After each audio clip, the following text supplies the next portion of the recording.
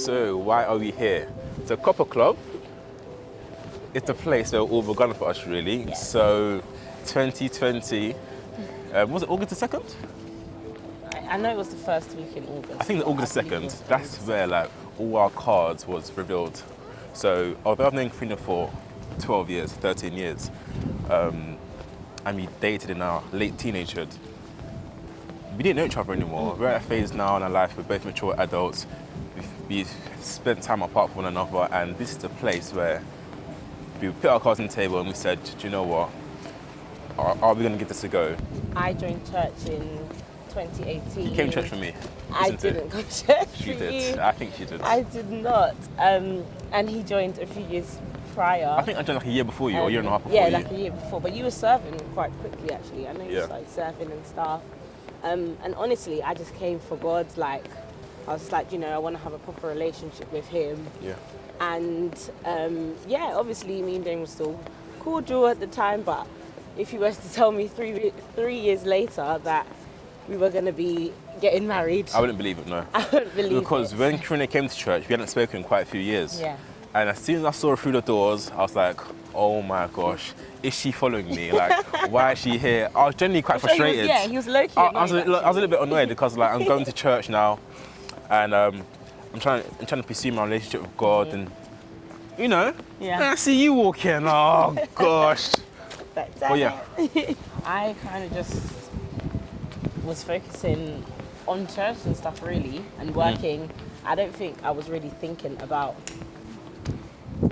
marriage specifically in that sense. Yeah. Like, I was just kind of like, when it happens, it will happen. Okay, I have a very different Yeah. account. So 2020 August, we lay a card on the table, right? Yeah. And I thought from there, maybe I'll see you more, we'll speak more on the phone, text more. And I tried to instigate a few more text messages. This is pre-courtship, I must admit, pre-courtship. And it just didn't happen. Corinna was still very reserved, still didn't really speak to me as much. Of course I saw her in church, but I wanted more and I didn't get it. And I remember, precisely December 2020, I was very frustrated. Went to January 21 now, still frustrated. And then I still didn't know whether she wanted to, you know, be with me, marry me, get together, have this union together. So then, I believe it was the 19th of January, I think it was a Sunday after church in the evening. And I called Helen on the phone. I went to the front room where my sister was and her friend, and I I know said, nothing of that. big up Zainab and Kira. He was in the front room with me. I said, you know what? I'm gonna marry her. February 2020, I remember sending Kester a message. I said, Kester, press play. I wanna go into courtship with Corinna. I've told you about Corinna 2-3 years ago now. I wanna pursue her. He was like, okay. March, April, May. I think he called me in May to say, oh, Dane, yeah, Corinna's not really up for it. Keep praying. Yeah, because he asked me like, Yeah, keep praying about it. If it's God's will, it'll be done, sort of thing. And yeah, left it at that. In my head, I'm like, what? What? Okay. And then June, July, still nothing, or nothing back, as far as I'm concerned. So August, went to Copper Club in August. Then 3 weeks after that, it was your birthday, right? yeah. Then we had a meal for your birthday, just me and you. I told Kester I took Corinna to Copper Club. 1 month later, meeting Pastor Eddie and Kester in the church office. You couldn't make it up, but that meeting like revealed a lot to me. Pastor Eddie was so open, he understood where I was coming from. He said, Dane, this is truly your wife. Pray about it, do things properly, don't move out of accord, you know, bring it to us, be transparent, and we'll guide you through this process. It can happen, it happened before, and it can happen again, sort of thing.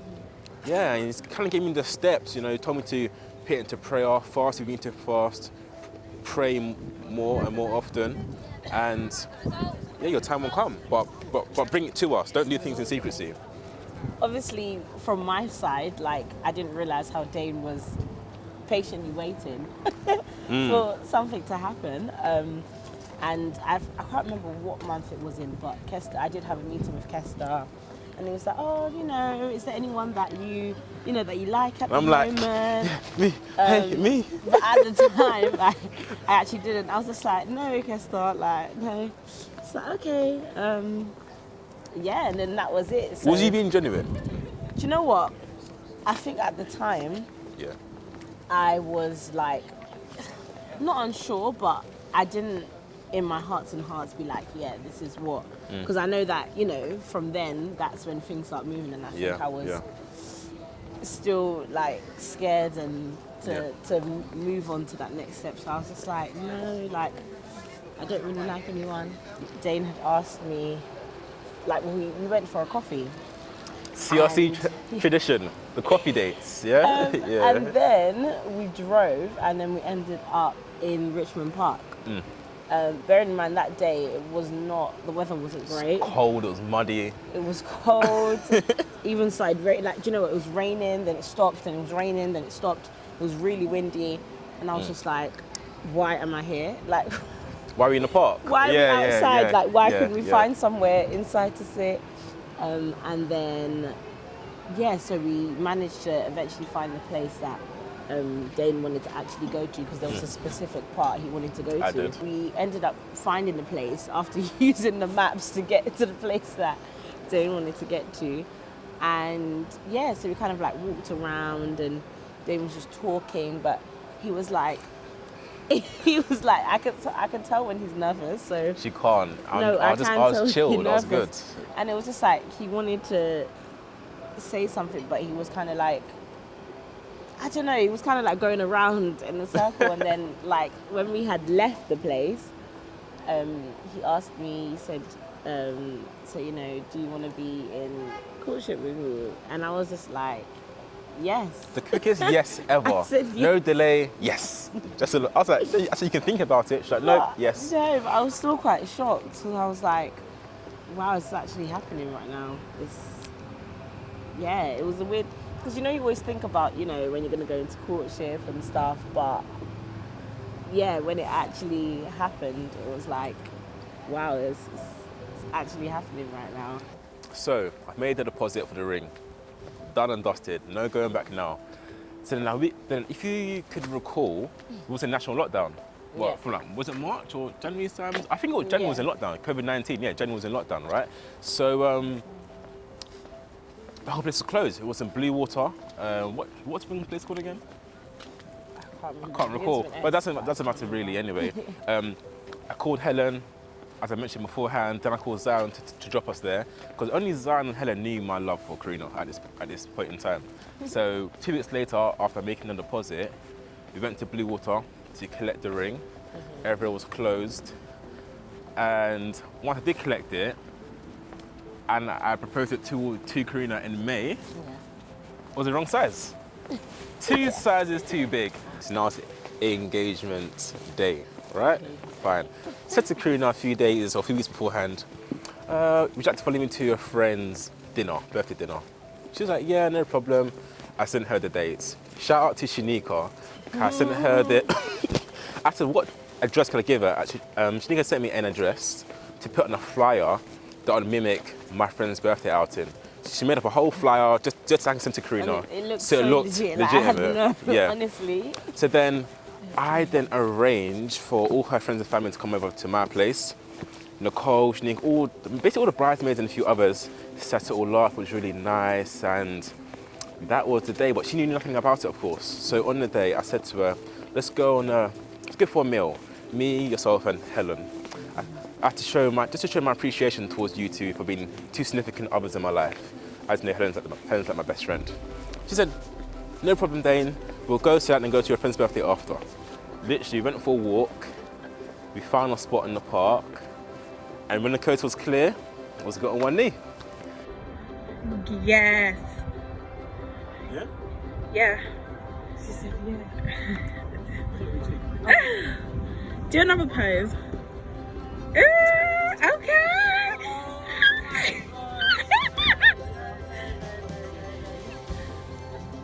Yes. Oh my god.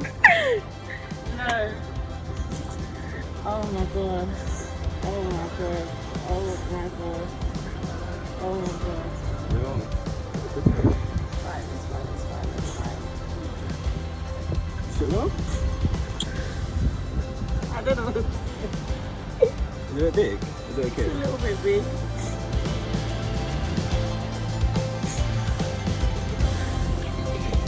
Tissues. It's in my bag. Oh, Rena!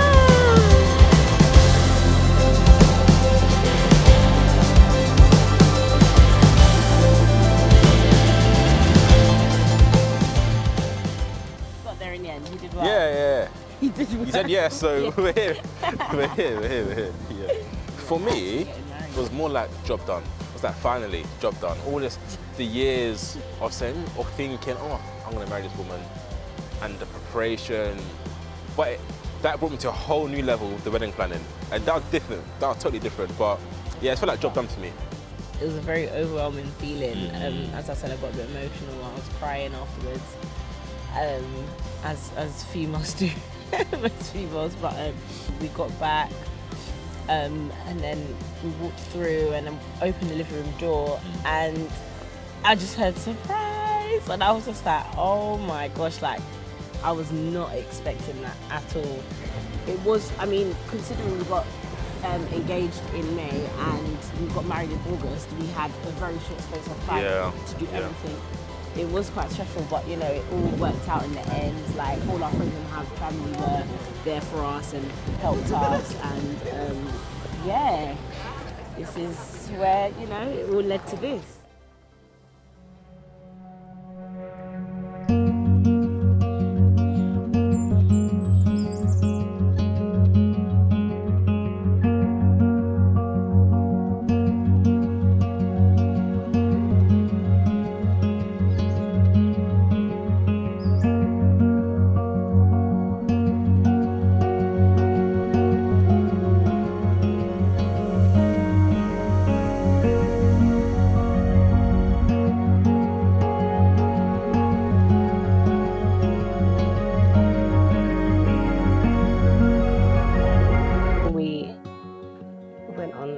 Last year to Copper Club, and then we walked along the what's it called, the riverbank. I felt like I was in a movie, and it just feels surreal now that it's actually happening. What?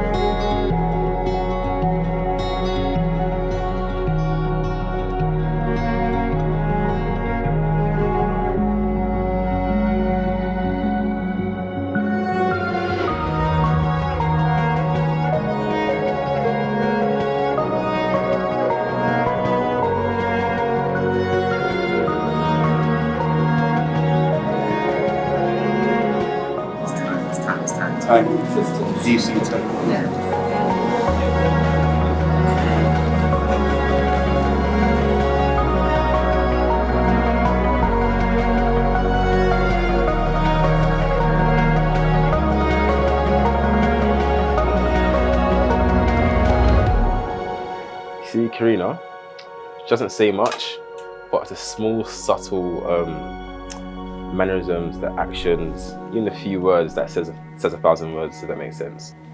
Over time, you really begin to learn a person's traits, characteristics. Corinna, I feel like she's somebody that I can build with. I feel like she's somebody that I can cohabitate with, and with my many flaws and with her many strengths, I feel like we can really flourish into a beautiful thing.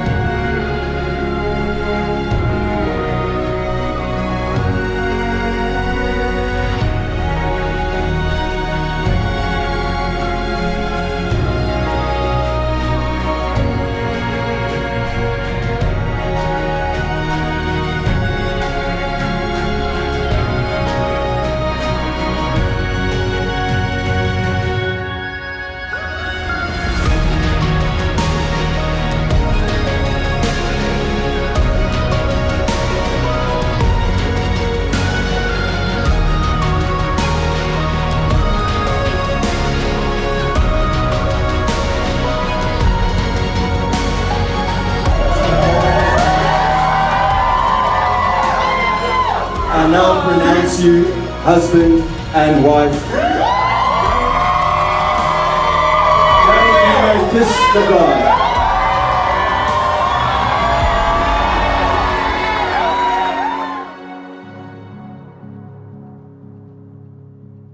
Right now, it's all about building a life that is, what I'd say, that is purposeful, that bears fruit, and truly just seeks the Lord, really. And you know, doing that in a church like this has really put that to the test. Because, to be quite honest with you, if it wasn't for me being saved for, this is my 4th year now, I think this is her 3rd year, would we be getting married now? I don't think so. I think we may have spoken a bit, or maybe I've been dating, but it would have been without purpose. So I really feel like this walk with God has given us the purpose and the drive to do things for the kingdom as well as our own relationship. When I see the future of us, the future is whatever she wants it to be, what I want it to be, really. I mean, if that's, you know, just chasing a dream, keeping God at the center, and yeah, pretty much it, really.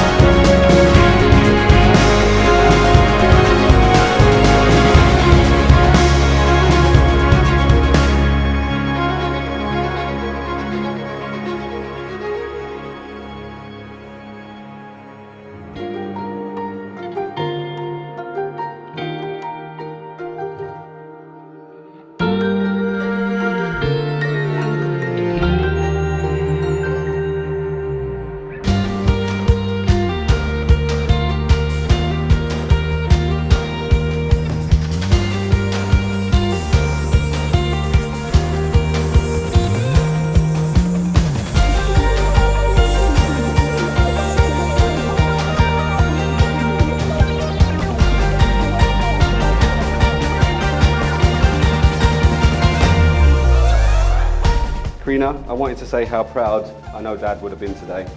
On the plane to South Africa, that's when Dane told me his love for Corinna.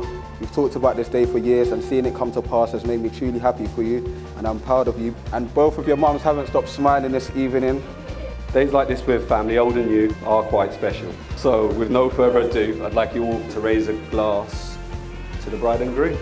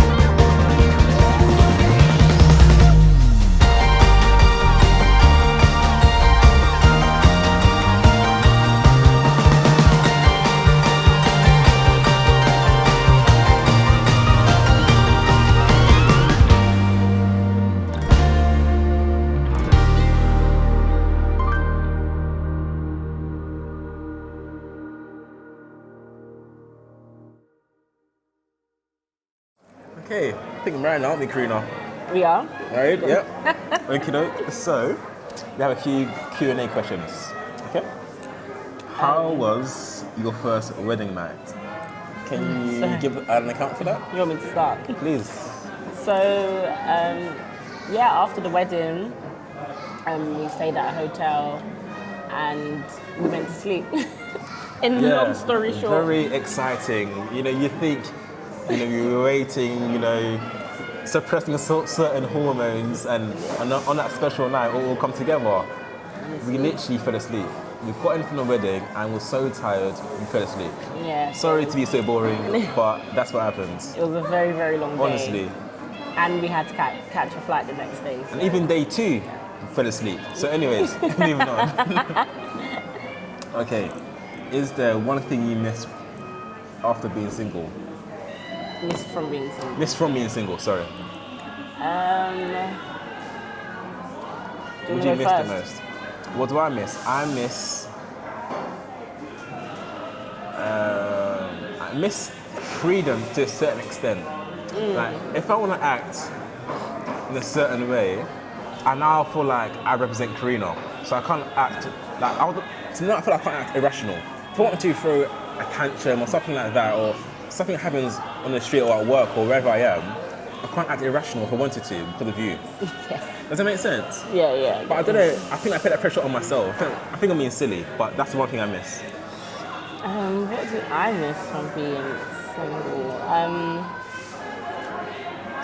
I think just having my own time, like my own personal time. Obviously, we can still have our own personal time, but I just feel like being by myself and just, you know, doing what I want to do. You was by yourself for 25 years. It's gone. But give it a rest. yeah, I think that's one thing. But I like my own company, so that's not a problem. All right, cool. Next one. You can do the next one. The next question is, was there any unexpected surprises after moving in together? That will move something and doesn't put it back. So yeah, I think that's... Wow. I mean, it's not unexpected, but it was like, I didn't think it was that bad. Wait. So when you say in our room, I'm the messier person? Definitely, 100%. Don't believe that. Question 4, don't believe that. 100%. Actually, no, let me answer it. Okay, unexpected surprises. Corinna is extremely clumsy. And I'm confused. I don't know where this came from, but she's very clumsy. She'll kick the leg of a chair, she'll nearly spill her food.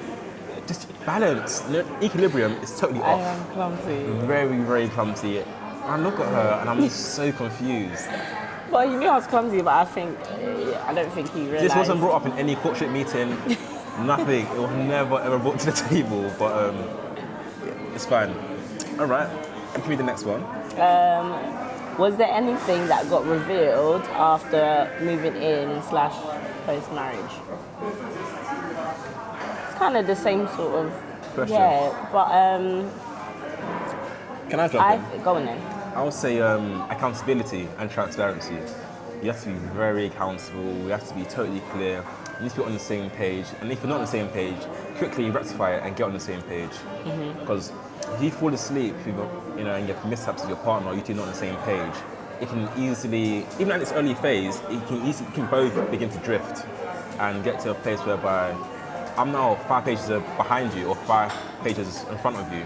So that's what I would say. What would you say?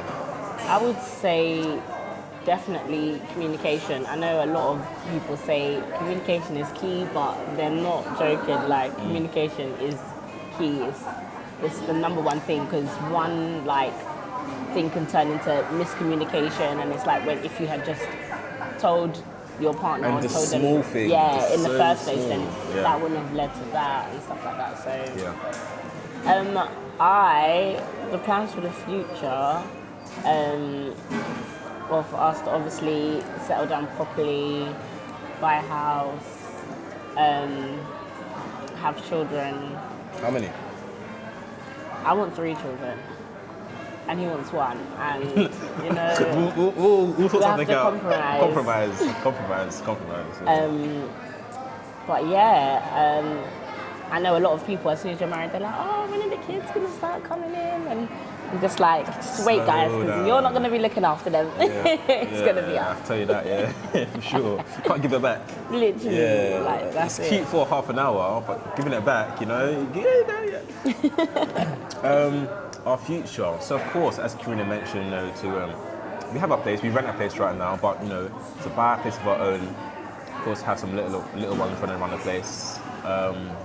But I think growing together, man, like going to another level, spiritually, mentally, emotionally, and all Career-wise. things, even like elevating our career, just truly being there for each other, being a backbone for one another. That's what I think really for our future. Yeah, because marriage shouldn't stop you from, you know, wanting to do things that you want to do. You're just kind of doing them together. Yeah, marriage should help you. It should be slightly easier. Like reaching a certain goal should be easier with a partner, isn't it? Yeah, It definitely. should be. But I believe so anyway.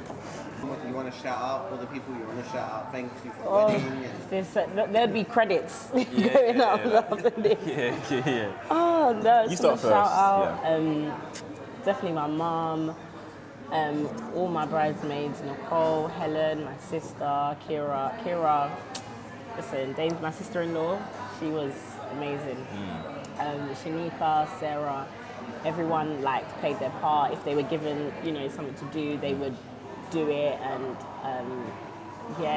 shout out to Kester, Pastor Craig and Joe, Cynthia, Jeff. Yeah, we had a few meetings with Cynthia and Jeff after we got engaged. Yeah.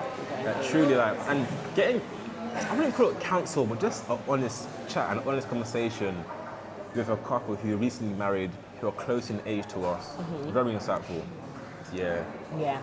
I think, and even for on the day, I think Sandra, Grace, they did an amazing job being our coordinators for the wedding. Yeah. All the other ushers helped out.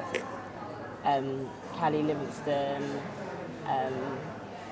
There were so many other people that, you know, there's a lot of just names. came Even, on the day and helped out. From more on Corinna's side, I'll say, even people who don't go to our church, you know, a lady called Shana, Chloe, before I proposed to Corinna, I was in heavy contacts, or in heavy communication with those two people, just to see when I felt like I wasn't getting anywhere, I would pop them a message, I had to email them. I didn't have their phone numbers, I didn't want to be too intrusive, I had their email addresses, and that was very insightful to me, just to know where Corinna was at, because as we know, Corinna's quite closed, so it really helped me, really. Yeah, all the groomsmen, Kevin, Dylan, Charles, Erson, Trey, I can't thank them enough, really. Zion, the church, really. Pastor Craig, Kester, even Pastor Eddie played a role, although it wasn't a big role, but even the fundamental phases before I got married, helping me to become a better man, a better person, that was a crucial thing for our union, you know. I told Pastor Eddie that I wanted to be with you, 4 years ago. When I joined the church, he was aware of you, and he wasn't really in church. This is before he came to our church, so it all, It's the fruits. And, you know it's what I an mean? accumulation of things, really. The message I'd want to share to, you know, people that are thinking about thinking about being married one day, just be patient. From the girl's perspective, you know, be patient. Don't be just God's time. It will come to you. And then they say that a lot, but it will definitely come to you, especially when you least expect it. And I think, just pray, still be in the words. Like if you're unsure, go to someone that you know that you can trust and confide in them. I think that's some advice. I'm not sure from the male perspective. Mine's slightly different. Actually, mine's different entirely.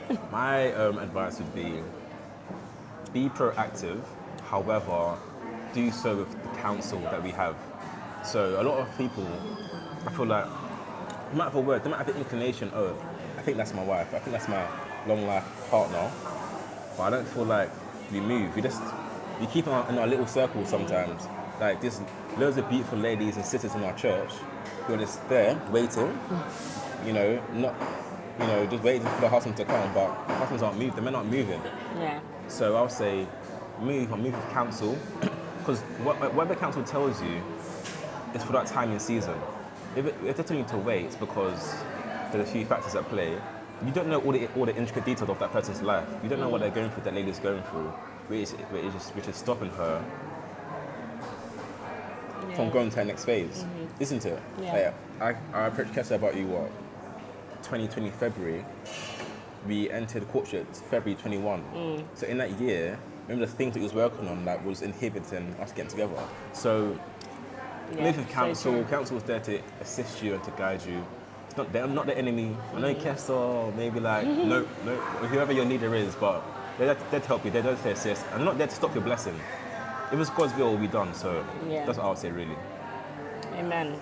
And is it worth the wait? Yes, it's worth the wait. Of course it is. It's definitely worth the wait. I mean, to have someone by your side to build with, to love, just do life with. It's an amazing thing, and it's truly a blessing. Of course, there's ups and there's downs, but there's far more ups and downs. Yeah. I know it's expensive. Yeah, I know, very expensive, but our wedding was very expensive to me anyway. I wanted it way cheaper, but it was a marvelous event. I'm happy that everyone came out to it, and I pray for more weddings in the years to come, 22, 23. We want to be the guests at the weddings, yeah? We want to be the guests at numerous CLC weddings. Sit back, relax. But yeah, man, it's a blessing. But yeah, man, thank you to everyone for all your help and your support. Thank you guys so much. Yeah, We couldn't have done it without you. Couldn't have.